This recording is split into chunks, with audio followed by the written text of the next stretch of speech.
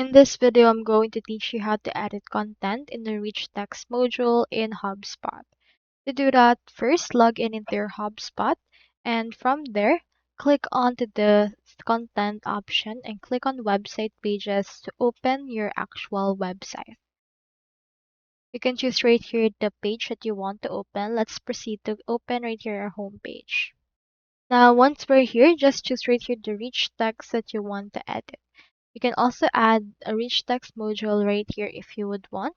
Here we have a rich text, and in order to edit it, just proceed to click on it, change what's added. So you have the actual option to change it up however you want, and then edit it out however you want to as well. You can turn on dark editor and change it up however you want.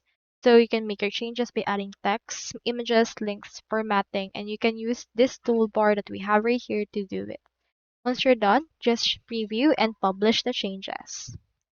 So that's all there is today, and if you haven't subscribed to HubSpot yet, make sure to use your affiliate links given in the video description.